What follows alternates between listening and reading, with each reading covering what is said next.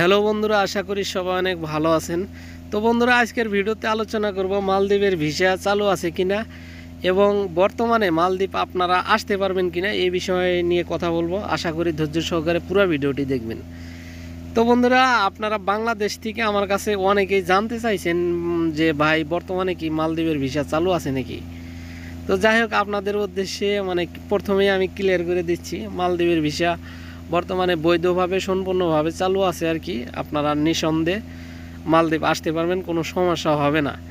তবে বন্ধুরা, আপনাদের ভালোর জন্য আমি একটা সাজেশন আপনাদের দিতে পারি। মালদ্বীপ বর্তমানে কিন্তু অবস্থা খুবই খারাপ। যারা ফ্রি বিষয়ে আসতেছে আর কি, তারা কিন্তু কোনো কাজ কাম পাইতেছে না।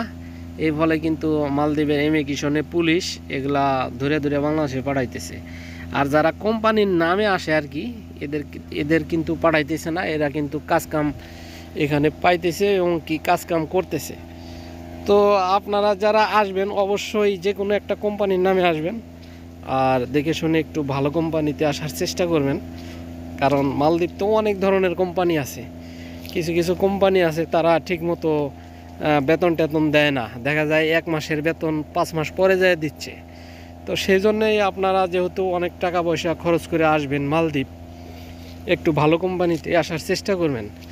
ভালো কোম্পানিতে আসলে আর কোনো সমস্যা হবে না। আপনারা বেতনও ভালো পাবেন, সব দিক দিয়েই সুযোগ সুবিধা ভালো পাবেন, ছুটি ছাটা সকল প্রকার সুযোগ পাবেন আর কি।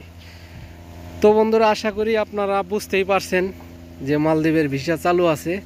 আর যদি কারো কোনো মতামত যদি জানার থাকে অবশ্যই কমেন্টে বলবেন, আমি রিপ্লাই দিয়ে দিব। তো ভালো থাকবেন বন্ধুরা, আর ভিডিওটি কেমন লাগলো অবশ্যই কমেন্ট করে জানাবেন। আল্লাহ হাফেজ।